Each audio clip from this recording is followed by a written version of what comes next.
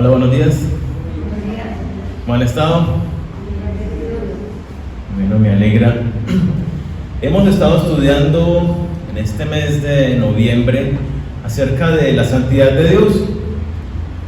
Hemos visto cómo este atributo de Dios, de ser santo, cuando lo enfrentamos con el pecado del ser humano, es lo que justamente nos separa de Dios. El hecho de que Él es santo y nosotros pecadores nos impide acercarnos a Dios. Pero también veíamos que por medio de Jesucristo Dios nos hace santos, iguales que su naturaleza santa.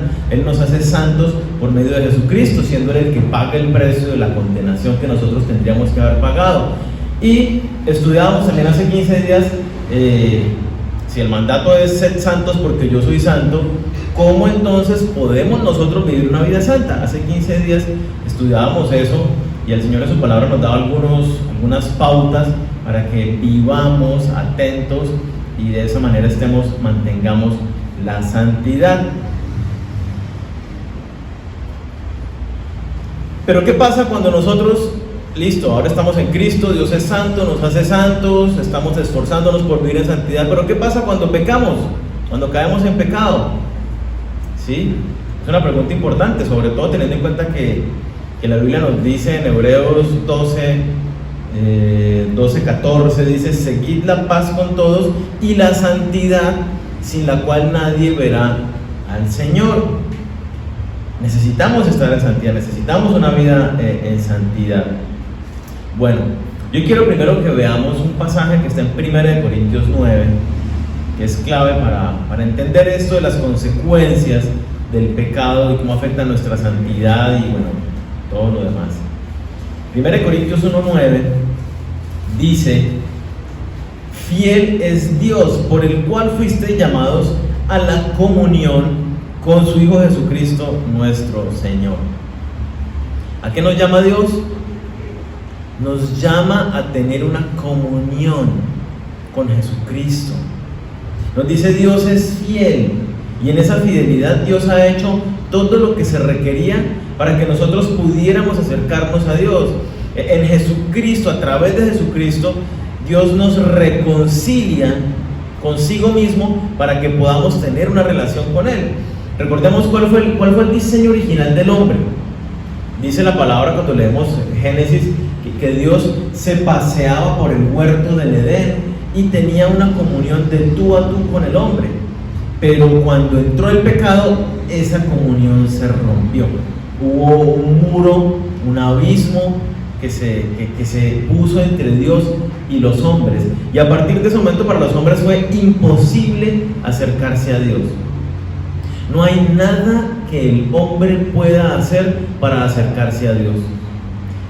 Ni las buenas obras, ni la religión, ni las filosofías, ni los sacrificios, absolutamente nada puede derrumbar esa barrera que nos separa de Dios.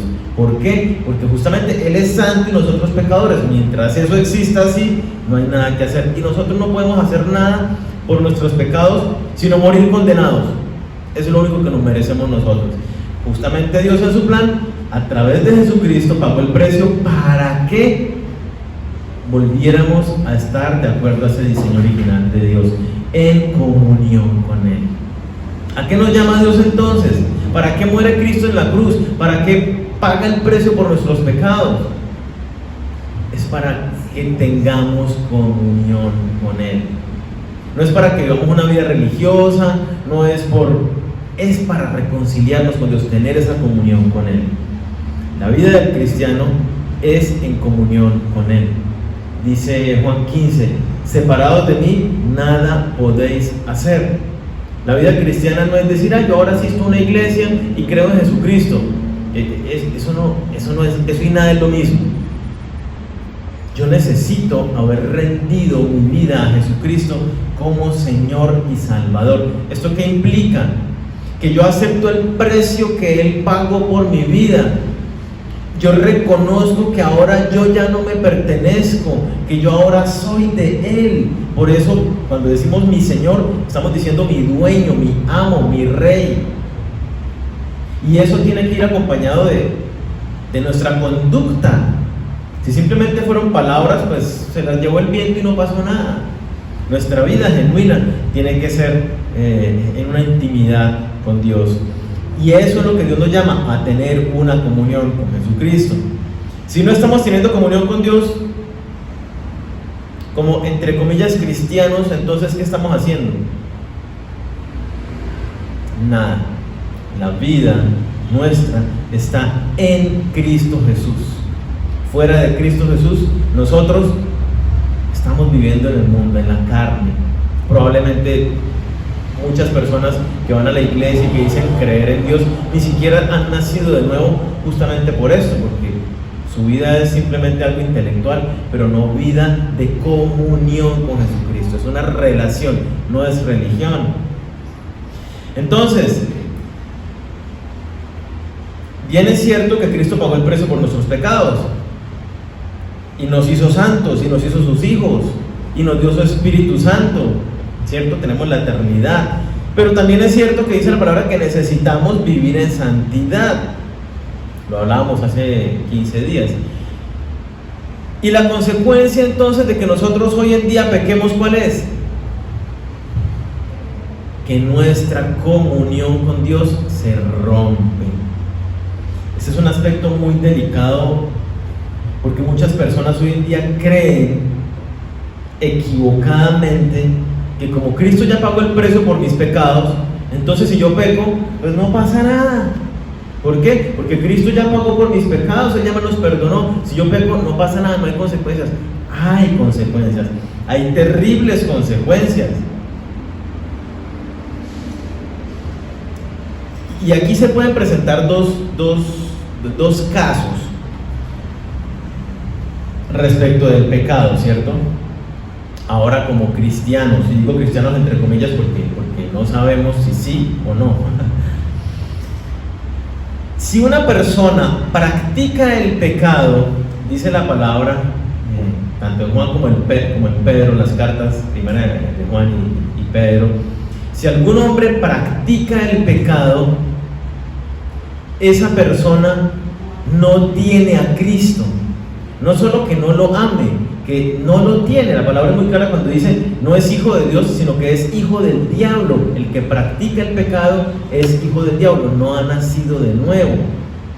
Entonces, si una persona que asiste a una iglesia, así llega asistiendo a la iglesia toda su vida, y así esa persona considere que cree en Jesús, que tiene puesta su fe en Jesús, pero si mantiene su condición de pecado, si sigue, pongámosle, emborrachándose, si sigue con las malas palabras, si sigue con la mala actitud hacia su pareja, hacia sus hijos, si sigue siendo deshonesto en su trabajo, si sigue en pecado, si sigue en fornicación, mientras una persona siga en pecado y no haya una lucha, esto es importante, y no haya una lucha en su corazón por realmente acabar con ese pecado, la respuesta es muy sencilla y la palabra nos lo muestra. Esa persona no tiene a Cristo en su corazón. Esa persona aún está en su pecado. Esa persona, por más religiosa que aparente ser, aún está en condenación. ¿Sí? Es lo que dice la Escritura. Ahora, en otro caso, una persona que aceptó a Jesucristo como Señor y Salvador, se esfuerza. Esta es la realidad de cualquier cristiano. Cotidianamente tenemos una lucha para hacer morir el pecado en nuestras vidas. Esta persona está luchando por hacer morir el pecado en su vida y ya ha dejado malas palabras, borrachera, grosería, pero hay otras áreas en su vida que le cuestan trabajo, la mentira, y está luchando y ora y se esfuerza y recuerda, pero vuelve y cae en un detallito y Señor, perdóname, y vuelve y hay una lucha en él y no se siente bien. Este es un cristiano, una persona que realmente nació de nuevo. ¿Por qué? Porque el que no tiene esa conciencia de pecado, pues no tiene el Espíritu Santo, pero el Espíritu Santo nos redarguye de pecado y hay una lucha en el interior de una persona que tiene a Cristo en su corazón cuando peca. Entonces hay esas dos posibilidades que tenemos que contemplarlas. Si una persona aún vive de su pecado, no es creyente, no es cristiano. Se acerca como acercarse a un centro comercial que va y pasea, no sé si ustedes lo han hecho, que van a un centro comercial, miran todos los locales y no compran nada. ¿Lo han hecho? Es lo que más hacemos. Casi no compramos. Eso es lo mismo que esa persona que viene todos los días, y hay gente que lo tiene de costumbre, no va todos los domingos o todos los sábados al centro comercial y no compra nada. Va a pasear, es por su momento de salir. Hay gente que hace lo mismo con la iglesia, vienen todos los domingos, pero en realidad no han depositado su fe en Jesucristo. No les sirve de nada, ¿sí? Y la otra posibilidad es la del cristiano que está en la lucha y cae en pecado. ¿Qué pasa con esta persona? El del primer caso, pongámoslo, es muy claro, nunca ha tenido comunión con Dios. Ay, que yo experimenté algo, sí, emocionalmente podemos experimentar muchas cosas, espiritualmente es muy diferente. Cuando hay un mover espiritual, hay un mover en mi conducta que se renueva acorde a la verdad de la palabra de Dios. Si es un mover emocional, no pasa nada con las actitudes de mi vida. Mientras que el otro, el que ha nacido de nuevo, el que rindió su vida a Cristo genuinamente y cae en pecado, esta persona tal vez venía caminando en santidad, venía en obediencia a Dios y pecó. A esta persona su comunión con Dios se rompe. Sigue siendo hijo de Dios, sigue siendo un nacido de nuevo, un ciudadano del reino de los cielos, pero la conversación está rota. Es como que el cable para conectarme telefónicamente está desconectado. Miremos algunos versículos que nos aclaran esta realidad, para que no piensen que soy yo el que estoy diciendo acá cosas, sino veamos la palabra de Dios. Salmo 66, 18, por favor, busquémoslo. Vamos a ver varios versículos, así que los animo a que seamos ágiles. Salmo 66, 18, miren lo que dice: si en mi corazón hubiese yo mirado a la iniquidad, el Señor no me habría escuchado. ¿Qué me dice este pasaje? Si yo, ni siquiera me dice que yo ya pequé, me está diciendo si yo estoy contemplando el pecado en mi corazón, si estoy pensando en vengarme, si estoy pensando en decirle, si estoy mirando a la mujer y estoy pensando en ella de manera que no corresponde, Dios me dice, usted ya pecó en su corazón. ¿Qué dice? El Señor ya no lo escucha. Si usted está en pecado, el Señor no te escucha. Isaías 59, versículo 2, leámoslo del versículo 1. Isaías 59, miren lo que dice: he aquí, no se ha acortado la mano de Jehová para salvar, ni se ha agravado su oído para oír, pero vuestras iniquidades han hecho división entre vosotros y vuestro Dios, y vuestros pecados han hecho ocultar de vosotros su rostro para no oír. ¿Qué dice? Oye, tú estás clamando a Dios por sanidad en tu vida y Dios no te oye, no te responde. Sí, no es que Dios tenga problemas de oído, es tu pecado. ¿Sí? Estás clamando a Dios por un milagro y Dios no se mueve en tu vida, no manifiesta su poder a favor tuyo. ¿Sí? No es que Dios haya quedado sin fuerzas, dice el pasaje. Te está diciendo es tu pecado. Dios es santo y si tú estás en pecado, Dios se aleja de ti, Dios oculta tu rostro de ti, porque su santidad te impide estar con tu pecado. Y si tú estás en pecado, no hay forma de que te acerques a Dios. Justamente por eso el único camino es Jesucristo. Es la única forma de salvación, la única forma de acercarnos a Dios, de reconciliarnos, es por medio de Jesús. Entonces, el pecado en tu vida hace una separación entre tú y Dios. Si tú no tienes a Cristo en tu corazón, pues nunca has tenido comunión con Él. Pero si has rendido tu vida a Cristo y estás en pecado, no te puedes comunicar con Él. Vives en la carne, vives en tus propias fuerzas. Tu vida cristiana es, por decirlo mucho, mediocre, porque el pecado no se puede. Proverbios 15, versículo 29. Proverbios 15, versículo 29 dice: Jehová está lejos de los impíos. ¿De quién está lejos Dios? De los pecadores. Pero ¿qué dice después? pero Él oye la oración de los justos. ¿A quiénes oye Dios? A los que están conectados con Jesús, a los que hemos sido justificados por Él. Pero si estamos en pecado, no nos oye, está lejos. Ay, pero yo quiero estar cerca de Dios, y yo por eso hice este sacrificio, hice esta promesa. ¿Sigues en pecado? Sí, no te sirve de nada. El pecado sí o sí automáticamente te rompe de una conexión con Dios. Salmo 5, versículo 5, y este es inclusive un poco más fuerte. Salmo 5, 5. Los insensatos no estarán delante de tus ojos. Aborreces a todos los que hacen iniquidad. Por ahí se dice que Dios ama al pecador, y suena muy bonito, ¿cierto? Dios ama al pecador. Entonces cuando uno escucha Dios ama al pecador, uno dice, ay, Dios me ama, ¿sí? Pero lo hablábamos hace un par de días, Dios no es que me ame a mí, porque yo soy un pecador. ¿Y qué dice la palabra en Salmo 5:5? Y lo dice en otros lugares, Dios aborrece al pecador. Por ahí la frase que se dice es, Dios odia el pecado, pero ama al pecador. Bueno, esa frase no es bíblica. La frase bíblica es, Dios odia el pecado y odia al pecador. Porque es que el pecado no es algo intangible, el pecado es cuando el ser humano lo comete. El hombre, ¿sí? El ser humano es el que transgrede a Dios con su desobediencia, con su rebeldía, con su indiferencia. Y ese pecado lo hace acreedor de que Dios lo aborrezca, que lo mire de lejos, que cierre sus oídos, que esconda su rostro. Uno pudiera decir, vea, pero la Biblia no dice que de tal manera amó Dios al mundo que dio la vida de su Hijo unigénito. Claro, porque el plan de Dios es que el hombre esté con Dios.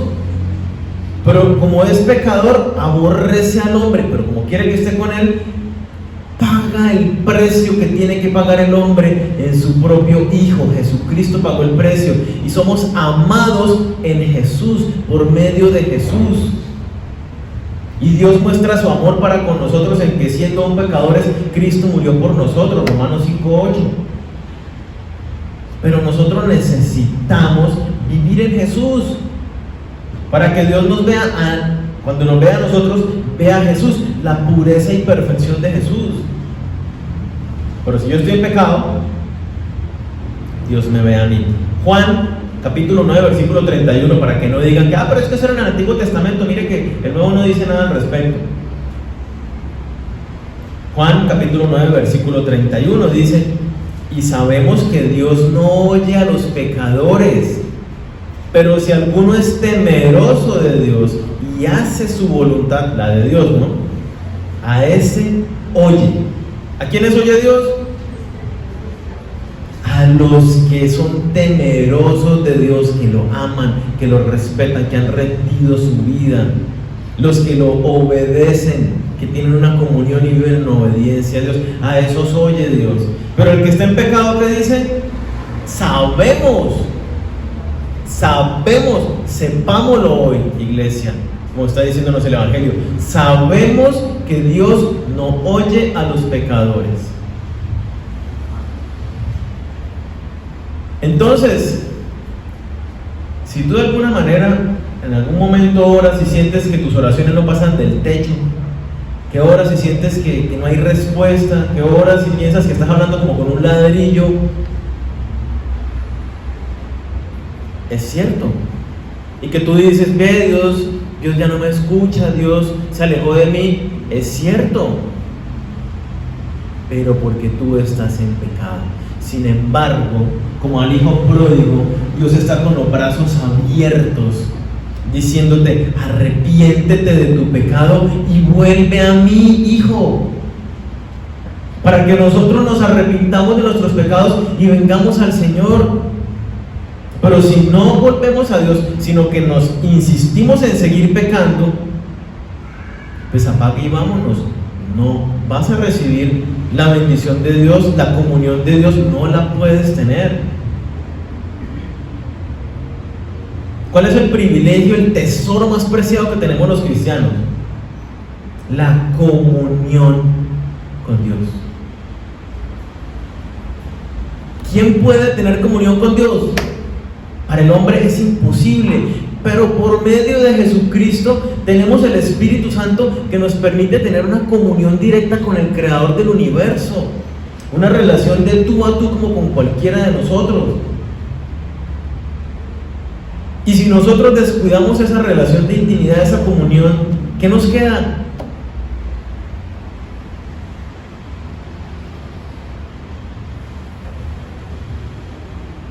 ¿Qué hacemos cuando pecamos y perdemos la santidad y rompemos la comunión?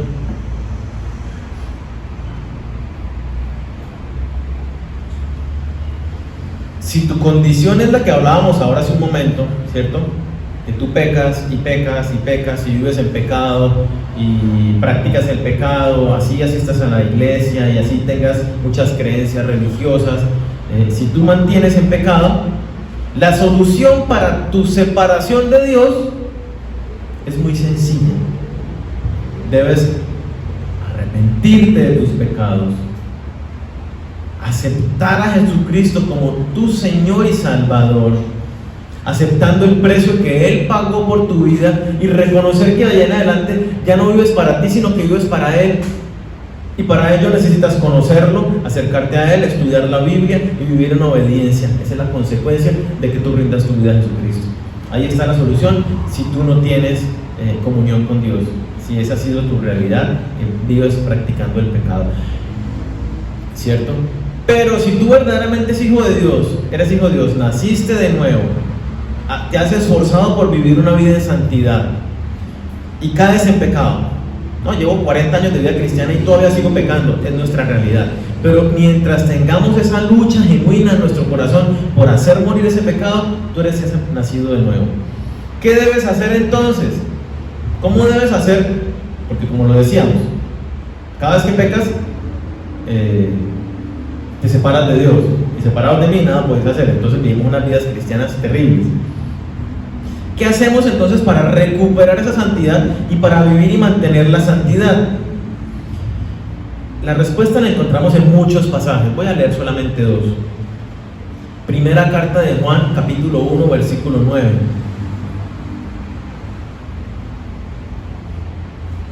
Dice: si confesamos nuestros pecados, Él es fiel y justo para perdonar nuestros pecados y limpiarnos de toda maldad. ¿Qué tenemos que hacer? Y el otro lo encontramos en segundo libro de Crónicas, capítulo 7, versículos 13 y 14. Para los que están tomando nota, en Isaías 1, versículos del 15 al 18 también encuentran algo muy similar. Lo vamos a ver igual de todos más adelante. Segundo de Crónicas, capítulo 7, versículo 13 al 14 dice: si yo cerrare los cielos para que no haya lluvia, y si mandare a la langosta que consuma la tierra, o si enviare pestilencia a mi pueblo. Entonces, miren lo que está planteando, ¿no? Oye, si no viene la bendición a tu vida, si no llegan esas bendiciones que tú estás esperando y por las que estás orando, si inclusive te estás enfermando mal y no pasa nada en tu vida con el Señor en tu crecimiento, versículo 14 dice: si se humillare mi pueblo, sobre el cual mi nombre es invocado, y oraren y buscaren mi rostro y se convirtieren de sus malos caminos, ¿qué dice Dios? Entonces yo oiré desde los cielos y perdonaré sus pecados y sanaré su tierra. Estos dos pasajes nos dan un paso a paso muy claro. Si tú estás en pecado, ¿cuál es la oración que Dios oye? La oración de confesión de pecados. Y entonces estos pasajes nos dicen algo. Miren el versículo 14: si se humillare mi pueblo. ¿Por dónde tienes que empezar si has pecado? Humíllate. Tienes que venir delante de Dios humillado. ¿Qué quiere decir que te humilles? Quiere decir que reconozcas tu maldad, que reconozcas tu pecado. Más específicamente, no saque excusas, no se justifique. Yo les pongo un ejemplo. Imagínense un papá que tiene 2 hijos, y el papá les dice: queda prohibido que ustedes 2 se golpeen, ¿cierto? No se pueden golpear de ninguna manera. Si lo hacen, va a venir tal castigo. Un hijo, el hijo mayor, empieza a molestar al hijo menor. Y lo molesta, y lo molesta, y lo molesta, diciéndole cosas y burlándose de él. Llega un punto en que el hijo menor no se aguanta, ¿y qué hace? Tome su golpe. El hijo mayor dice: pero yo solamente estaba bromeando, yo solamente me estaba divirtiendo, y él me agredió, fue violento físicamente contra mí. Y entonces va y también le pega. Llega el papá y les dice: ¿por qué le pegaste a tu hermano menor? ¿Qué dice el hermano mayor? ¿Ustedes qué dirían? Es que fue que él me pegó primero. ¿Y usted por qué le pegó a su hermano? Es que él se burló de mí.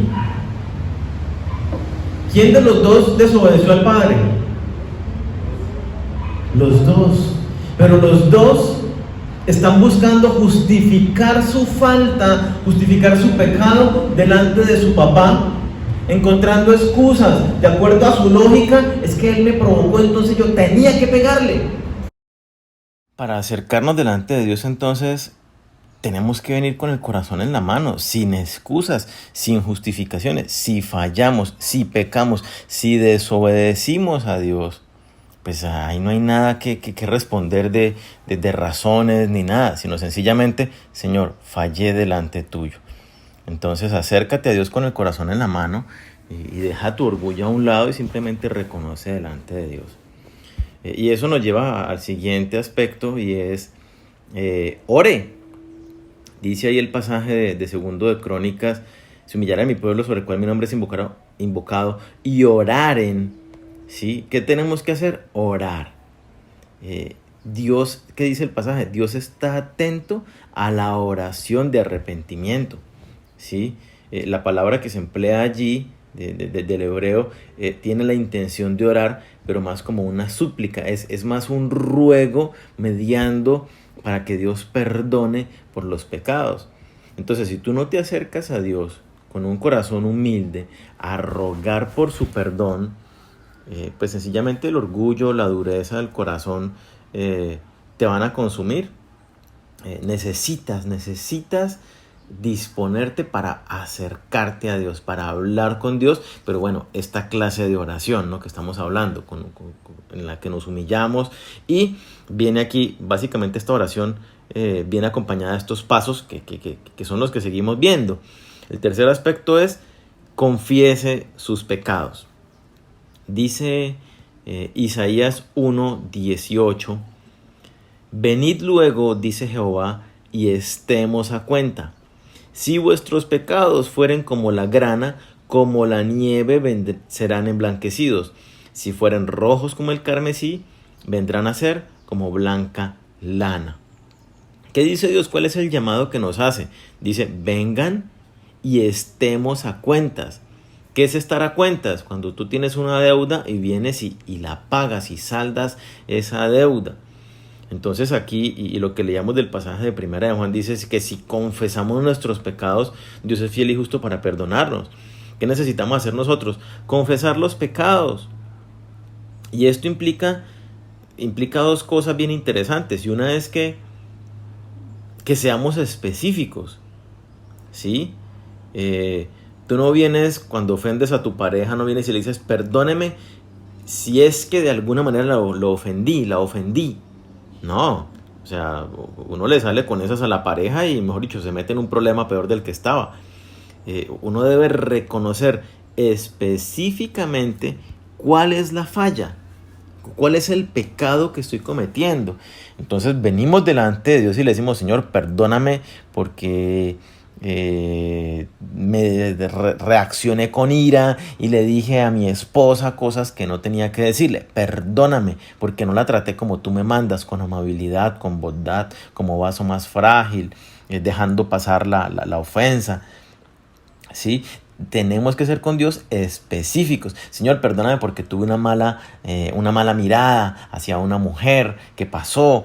Señor, perdóname porque he sido perezoso y no he ido a la iglesia como tú lo demandas. Señor, es decir, todo, ser específico con el pecado. Y eso es lo que Dios anhela.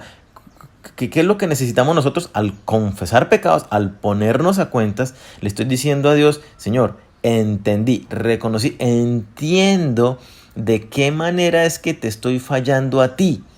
¿Sí? Si no, pues no hay nada, no hay ningún reconocimiento de pecado. Esa oración general, Señor, perdóname por todos los pecados que he cometido, esa oración no tiene sentido. Lo que es importante para nosotros como individuos es que podamos identificar las áreas en las que estamos pecando delante de Dios, en qué estamos siendo desobedientes, en qué estamos siendo rebeldes, en dónde se ha endurecido nuestro corazón. Y el otro aspecto clave a la hora de la confesión de pecados es llamar pecado a lo que Dios dice que es pecado. Hay cosas que tal vez a ti no te parezcan, sencillamente tú dices, pero es que eso es anticuado, pero es que no tiene sentido que yo obedezca a eso. Sí, como que yo diezmar, eso no tiene sentido, que yo dar mi plata y entonces me va a rendir más el 90% que el 100%, eso no tiene lógica, yo no lo hago. ¿Sí? No es que te parezca anticuado que Dios diga que la borrachera es pecado, porque es que hoy todo el mundo se emborracha y no sé qué. Debes llamar pecado a lo que Dios dice que es pecado. O sea, si tú no llamas pecado lo que Dios dice que es pecado, entonces sencillamente tú estás fallando en el primer punto.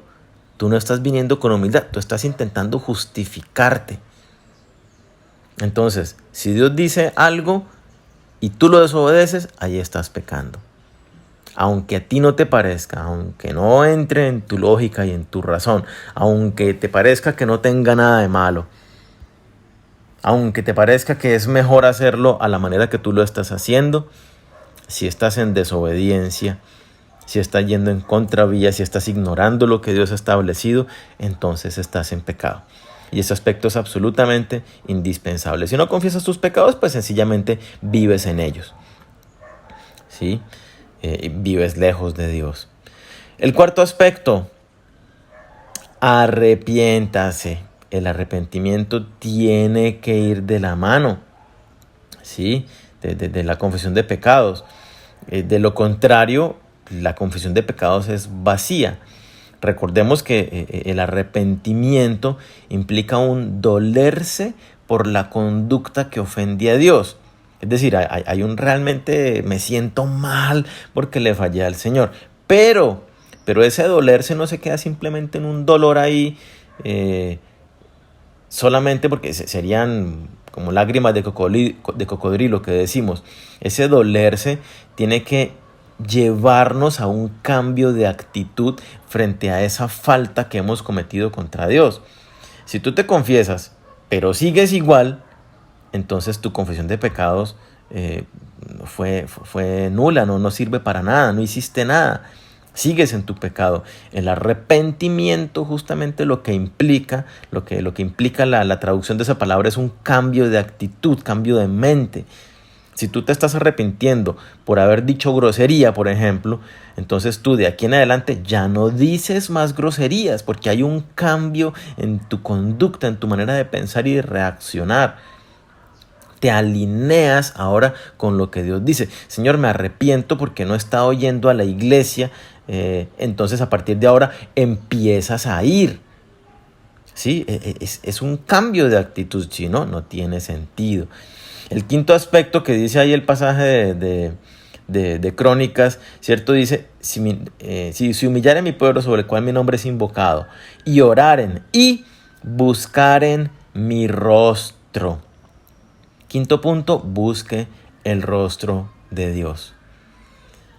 No busque solamente su favor, no busque solamente que Dios lo ayude.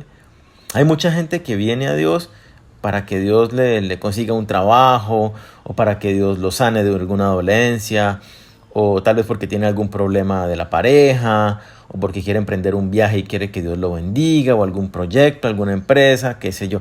Buscan a Dios, pero están buscando tal vez la billetera de Dios o la mano poderosa de Dios, pero no están buscando el rostro de Dios. Cuando hablamos de buscar el rostro de Dios es rendirse a Él en una relación personal, donde nuestro interés es en la persona de Dios, es en conocerlo a Él, es en disfrutarlo, en experimentar su presencia, más allá de que nos haga favores o no nos dé alguna clase de bendición. Que la prioridad entonces en tu vida al acercarte a Dios sea conocerlo, sea disfrutarlo. ¿Qué tan amigo, se valdría aquí la pregunta, qué tan amigo eres para Dios? Porque hay personas que dicen, no, Jesucristo es mi mejor amigo, pero ¿Él te considera a ti amigo? ¿Él puede contar contigo? Y eso es entonces que busquemos el rostro de Dios. Y el sexto, dice ahí una vez más el pasaje de Crónicas, dice, y se convirtieren de sus malos caminos. Entonces el sexto punto, ¿qué es? Abandone su mala conducta.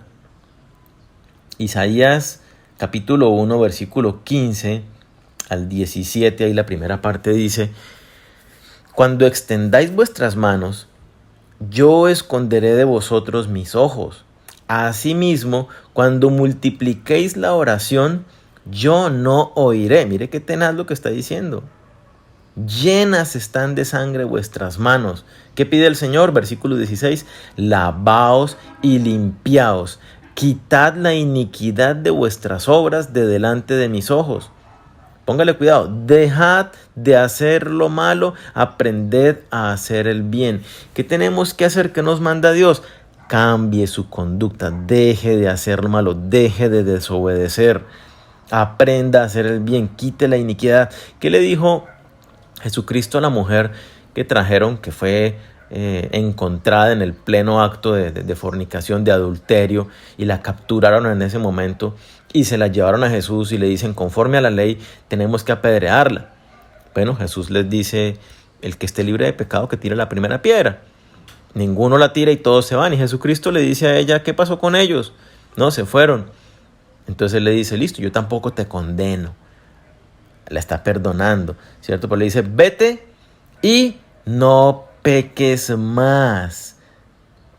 Si hallamos la gracia del Señor, si hallamos su misericordia, no es para que nos burlemos de Él y seamos groseros delante del Rey de Reyes, del Dios Todopoderoso, pasando por encima su gracia y su misericordia, para que volvamos a caer en el mismo pecado. Definitivamente, aquí lo que tenemos que hacer es trabajar en el poder del Espíritu Santo todos los días para hacer morir ese pecado o esos pecados, ese acto de desobediencia a Dios, y esforzarnos por empezar a hacer aquello que Dios le ha mandado a hacer. Dios te ha dicho que hagas algo y no has querido. Bueno, tienes que empezar a hacerlo, esforzarte en el Señor. Dios te ha dicho que dejes de hacer algo y tú no has querido dejarlo. Tienes que empezar en el poder del Espíritu Santo conscientemente a trabajar en esa área. ¿Sí? Y esta última va de la mano con la que terminamos, ¿cierto? El séptimo. Viva en obediencia a Dios. Una vida de obediencia a Dios nos conduce a una vida de santidad. Y una vida santa es aquella que obedece a Dios, ¿sí? Lo que le agrada a Dios, ¿qué es? A Dios le agrada la obediencia. Si tú quieres estar cerca de Él, si quieres alegrar su corazón, no es sencillamente que cantes, que levanten las manos, que le digas a Jesús, Señor, Señor. No es que hagas sacrificios y promesas delante del Señor, que seguramente no cumples, sino más bien que vivas una vida íntegra en obediencia a su palabra. Para eso necesitas conocerlo y someterte todos los días en obediencia a Él. Entonces, para terminar, recordemos que Jesús murió en la cruz. Esa muerte en la cruz es para que tú seas reconciliado con Dios, para que tú puedas tener una comunión con Dios, una relación personal donde hay una experiencia real. Esa comunión es el mayor tesoro que tenemos nosotros los hijos de Dios. Y tenemos que esforzarnos por cuidarla, por llevar esa vida santa como Dios la demanda de nosotros. Entonces el pecado en nuestra vida, cuando hablamos de pecado hablamos de cualquier área en tu vida donde estás desobedeciendo lo que Dios manda en su palabra. Ya sea que esa desobediencia sea porque tú activamente eres rebelde. No, a mí no me parece. No, yo no estoy de acuerdo. No, yo no quiero hacer eso. No, a mí me gusta más esto. O ya sea que tu desobediencia es por indiferencia. Tú pasivamente ignoras lo que dice Dios. No te molestas en indagar los mandatos de Dios. Y simplemente eres pasivo y ya. No le pones cuidado. Bueno, si estás desobedeciendo, tengas conocimiento o no lo tengas, estás en pecado. Y si lo estás cometiendo, estás alejado de Dios. ¿Qué tenemos que hacer entonces? Si tienes algún pecado en tu vida, cada vez que peques, cada vez que falles, tienes que venir al Señor siguiendo estos pasos que nos ha dado la palabra de Dios. Cada vez que tú peques, el Señor no te oye, dice con claridad. Dios no te oye, Dios te mira de lejos, estás separado de Dios, estás lejano de Dios. Y si quieres recuperar tu comunión con Dios, vivir en santidad, que es la única manera en que podemos vivir. Recuerda que separados de mí, nada podéis hacer. Si quieres vivir disfrutando el poder y la bendición de Dios, tienes que acercarte a Dios. Y hagámoslo de la siguiente manera. Repitamos los pasos. Primero, humíllate. Ven al Señor con el corazón en la mano, sin excusas, sin justificaciones. Habla con Dios, ¿cierto? Ora, habla con Dios. Y en ese hablar con Dios, con esa actitud de humildad. Tercero, confiesa tus pecados. Sé específico con los pecados que has cometido. Llama pecado a lo que Dios llama pecado, no lo que a ti te parece o que la sociedad te dice que sería pecado o no. ¿Sí? Confiesa tus pecados. Cuarto, arrepiéntete. Este arrepentimiento implica un cambio en tu manera de pensar y de comportarse. Quinto, busca el rostro de Dios. No solamente vengas a que Dios te haga un favor. Dios no está para tu servicio. Tú estás al servicio de Dios. Y el privilegiado eres tú de acercarte a Dios. Entonces ven a buscar a Dios para conocerlo. Sexto, abandona tu mala conducta. Deja todo aquello que te aleja de obedecer a Dios, de caminar en el camino que Dios ha establecido. Todo mal pensamiento, mala actitud, toda pereza, bueno, lo que sea que esté en tu vida. Y séptimo, vive en obediencia a Dios.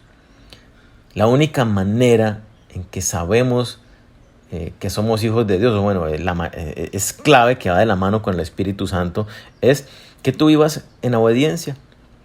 Si tú eres hijo de Dios, vives en obediencia a Dios. Y debes esforzarte cada día por obedecer y por someterte en aquellas áreas donde aún eres débil para obedecer al Señor. Entonces, humíllate, ora, confiesa tus pecados, arrepiéntete, busca el rostro de Dios, abandona tu mala conducta y vive en obediencia a Dios. Vamos a orar entonces.